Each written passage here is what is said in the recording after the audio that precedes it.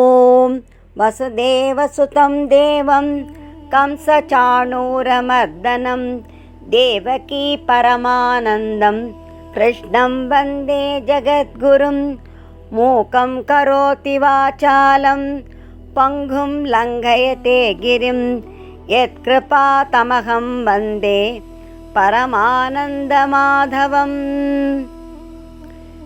சென்ற ஸ்லோகத்தில் தேவதைகளுக்கு ஒன்றையும் வழங்காமல் அவரிடமிருந்து எல்லாம் தனக்காக என்று ஏற்றுக்கொள்வதிலேயே கண்ணும் கருத்துமாயிருப்பவன் திருடன் என்று படித்து கூறிய கடல் நிற வண்ணன் இந்த 13வது ஸ்லோகத்தில் தன்னுடைய உடலை பேணுவதற்காக செயலாற்றுபவனை பாவி என்று நிந்திக்கிறார். யக்ஞசிஷ்டாசின சந்தஹ முச்யந்தே சர்வ கில்பிஷைஹி புஞ்சதே தே த்வகம் பாபாஹ ஏ பச்சந்த்யாத்ம காரணாத். யக்ஞசிஷ்டாசினஹ வேள்வியில் எஞ்சிய உணவை உண்கின்ற சந்தக சான்றோர்கள் சர்வ கில்பிஷகி எல்லா பாவங்களிலிருந்தும் முச்சியந்தே விடுபடுகிறார்கள். ஏ பாபாக எந்த பாவிகள் ஆத்ம காரணாத் தம் உடலை பேணுவதற்காகவே பச்சந்தி உணவை சமைக்கிறார்களோ தேது அவர்களோ அகம் பாவத்தையே புஞ்சத்தே உண்கிறார்கள். இங்கு யக்ஞம் என்ற சொல் ஐம்பெரும் யஜ்யங்களை குறிக்கும். இந்த ஐம்பெரும் யஜ்யங்கள் கிரகஸ்தர்களுக்கு நித்திய கர்மங்களாக சாஸ்திரங்களில் விதிக்கப்பட்டுள்ளவை. தேவ யஜ்யம், ரிஷி யஜ்யம், பித்ரு யஜ்யம், மனுஷ யஜ்யம், பூத யஜ்யம் என்று 5 யஜ்யங்கள் கூறப்பட்டுள்ளன. தேவ யஜ்யம் என்பது அகில உலகிற்கும் வேண்டியவற்றை அருளுகின்ற தெய்வத்தை முறைப்படி பக்தியுடன் வழிபடுவதாகும். ரிஷி யஜ்யம் என்பது வேதங்களை ஓதுதல், ரிஷிகள் மகான்கள் அருளிய சாஸ்திரங்களை அத்தியனம் செய்தல் ஆகியவை. பித்ரு யஜ்யம் என்றால் என்ன? தன் சந்ததிகள் நலமுடனும் வளமுடனும் வாழ வேண்டும் என்று வாழ்த்துகின்ற பித்ருக்களுக்கு திதி தர்ப்பணம் ஆகியவற்றை விதிப்படி ஸ்ரத்தையுடன் செய்வது, உயிரோடு இருக்கும் பெற்றோர்களுக்கு நாள்தோறும் பணிவிடை செய்வது, அவர்கள் மனம் கோணாமல் நடப்பது ஆகியவை பித்ரு யஜ்யம் எனப்படும். மனுஷ யஜ்யம் என்பது மக்களின் பசியை போக்குதல், பிணியை நீக்குதல், கல்வியை பெருக்குதல், ஆதரவற்றோர்க்கு உதவி செய்தல், வாழ்க்கையை பண்படுதல் போன்றவை. பூத யஜ்யம் என்பது ஆடு மாடு போன்ற விலங்குகளையும் காக்கை குருவி போன்ற பறவைகளையும் மற்ற அனைத்து உயிர்களையும் கருணையுடன் காத்தலாகும். அவர்களுக்கு எந்த தீங்கும் செய்யாமல் இருப்பதாகும். இந்த ஐம்பெரும் வேள்விகளை முறைப்படி ஒவ்வொருவரும் செய்ய வேண்டும். மனிதன் எதை சம்பாதித்தாலும் அதில் இவர்களுக்கும் பங்கு கொடுக்க வேண்டும். ஏனெனில் இவர்களுடைய உதவியினாலும் ஒத்துழைப்பாலும் தான் அவற்றை பெறுகிறான். மனிதன் வேள்வி செய்த பின் மீதமுள்ள அன்னத்தை அல்லது மீதமுள்ளவற்றை தனக்கு கிடைக்க வேண்டியதாக ஏற்று அனுபவிக்கிறான். தன்னலம் கருதாது அந்த கர்மயோகிகளை யக்ஞசிஷ்டாசினக என்ற சொல் குறிக்கிறது.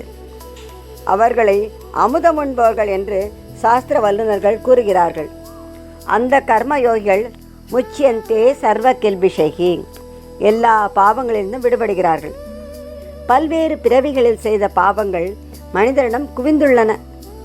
நிகழ்காலத்தில் உயிர் வாழ்வதற்காக செய்யப்படும் நியாயமான பொருள் ஈட்டலிலும் தவிர்க்க முடியாதபடி பாவங்கள் நேர்கின்றன. சர்வாரம்பாகி தோஷேன தூமேன அக்னிரிவ ஆவృதாக. ஆரம்பிக்கின்ற அனைத்து கர்மமும் புகையால் நெருப்பு சூழப்பட்டதை போல் குணதோஷத்தால் சூழப்பட்டுள்ளது என்று 18வது அத்தியாயமான மோட்ச சந்நியாச யோகத்தில் முகுந்த நாயகன் ஒளிந்துள்ளார். எனவே எந்த கர்மத்தை செய்தாலும் அதில் ஏதேனும் குற்றம் குறை ஏற்படுவது இயற்கையாகும்.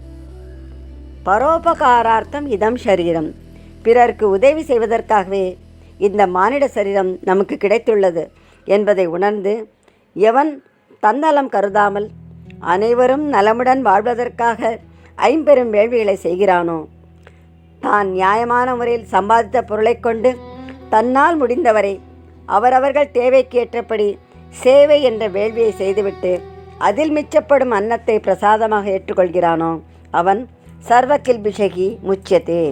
அந்த பரோபகாரி முன்பிறவிகளில் செய்த பாபங்களினின்றும் இப்பொழுது ஏற்படும் சகல பாபங்களினின்றும் விடுதலை பெறுகிறான். பரமபதத்தை அடையும் தகுதியையும் பெறுகிறான். யக்ஞசிஷ்டாமிருத புஜகா யாந்தி பிரம்ம சனாதனம். யஜ்யம் செய்து எஞ்சிய இன்னமுதை உண்பவன் அழிவற்ற பிரம்மத்தை அடைவான் என்று 4வது அத்தியாயமான ஞான கர்ம சந்நியாச யுகத்தில் சௌமிய நாராயணன் சாற்றியுள்ளார். புஞ்சதே து அகம் பாபாக என்று கூறப்பட்டது. தனக்காக மட்டும் உணவை சமைத்து நித்திய கல்யாண குண சம்பன்னனுக்கு நைவேத்தியம் சமர்ப்பிக்காமல் தான் மட்டும் உண்பவன் பாவி ஆவான். அவன் அகம் புஞ்சதே பாவத்தே உண்கிறான் என்று கூறப்பட்டது. எந்த உணவாக இருந்தாலும் முதலில் கல்யாண ஜெகநாதனுக்கு கண்டருள பண்ணிய பிறகுதான் உண்ண வேண்டும். அவ்வாறு கண்டருள பண்ணும் பொழுது உணவில் ஒருவேளை ஏதேனும் தோஷம் ஏற்பட்டாலும் அந்த தோஷம் நீங்கி அந்த உணவு தூய்மையாகும். அது மட்டுமல்ல, சமைத்து உண்பது என்ற சொல் புலன்களால் அனுபவிக்கப்படும் சகல போகங்களையும் சேர்த்தே குறிக்கிறது. இந்த போகங்களை சம்பாதித்து இந்த வேள்விகளின் மிச்சத்தை நிஷ்காமியமாக உலக நன்மையை மட்டும் கருதி அனுபவிக்கின்றவன் எல்லா பாவங்களினின்றும் விடுதலை பெறுகிறான். ஆனால் தன் சுகத்திற்காகவும் தன் உடலில் போஷணைக்காகவும் புலன்களின் திருப்திக்காகவும் போகங்களை சம்பாதித்து அவற்றை தான் மட்டுமே அனுபவிக்கின்றவன் அகம் புஞ்சதே பாவத்தை அனுபவிக்கிறான். அகம் ச கேவலம் புங்தே எப்பஜத் ஆத்ம காரணாத். எவன் தனக்காக சமைத்து உண்கிறானோ அவன் பாவத்தை அனுபவிக்கிறான் என்று மனுஸ்மிருதியிலும் மொழியப்பட்டுள்ளது. யக்ஞசிஷ்டாசின சந்தஹ முச்யந்தே சர்வ கில்பிஷைஹி புஞ்சதே தே த்வகம் பாபாஹ ஏ பச்சந்த்யாத்ம காரணாத். சம்சார சக்கரம் சுழலும் விதத்தை விளக்கி வேள்வியை ஒவ்வொருவரும் அவசியம் செய்ய வேண்டும் என்பதை 14வது ஸ்லோகத்தில் வையம் காத்த பெருமான் விளக்குகின்றார். அன்னாத் பவந்தி பூதானி பர்ஜன்யாதன்ன சம்பவஹ யஜ்ஞாத் பவதி பர்ஜன்யஹ யஜ்ஞ கர்ம சமுத்பவஹ. பூதானி உயிர்கள் அனைத்தும் அன்னாத் உணவிலிருந்து பவந்தி உண்டாகின்றன. பர்ஜன்யாத் மழையிலிருந்து அன்ன சம்பவக உணவின் உற்பத்தி உண்டாகிறது. பர்ஜன்யக மழை, யக்யாத் வேள்வியிலிருந்து பவதி உண்டாகிறது. யக்யக வேள்வி, கர்ம சமுத்பவக விதிக்கப்பட்ட கர்மங்களிலிருந்து உண்டாகிறது. அன்னாத் பவந்தி பூதானி. ஜீவராசிகள் வாழ வேண்டுமென்றால் அன்னம் அவசியம் வேண்டும். அரிசி, கோதுமை, பல்வேறு தானியங்கள், பழங்கள், உடலுக்கு ஊட்டம் தரும் உணவு வகை அனைத்துமே அன்னம் என்ற சொல்லால் குறிக்கப்படுகிறது. அன்னாதேவ கரு இமானி பூதானி ஜாயந்தே அன்னேன ஜாதானி ஜீவந்தி. எல்லா பிராணிகளும் அன்னத்திலிருந்து தான் உண்டாகின்றன, அன்னத்தினாலே வாழ்கின்றன என்று தைத்திரிய உபனிஷத் உரைக்கின்றது. உணவு பண்டங்களால் தான் எல்லா பிராணிகளின் உடல்களிலும் வீரியம் உண்டாகின்றது. அந்த வீரிய சேர்க்கையினால் வெவ்வேறு பிராணிகள் பிறக்கின்றன. பிறந்த பின் அவற்றின் வளர்ச்சியும் உணவுப் பொருட்களாலே ஏற்படுகிறது. ஆகவே எல்லா விதத்திலும் பிராணிகளின் பிறப்பு, வளர்ப்பு, போஷணை இவை அனைத்திற்கும் அன்னம்தான் காரணமாக இருக்கின்றது. பர்ஜன்யாத் அன்ன சம்பவக. உலகில் உள்ள உணவு வகைகள் உண்டாவதற்கு, பயிர்கள் வளர்வதற்கு தண்ணீர் தான் முக்கிய காரணம். மழைதான் தண்ணீருக்கு ஆதாரமாக இருக்கிறது. எங்கு மாதம் மும்மாறி பொழிகிறதோ அங்கு பயிர்கள் செழிப்பாக வளர்கின்றன.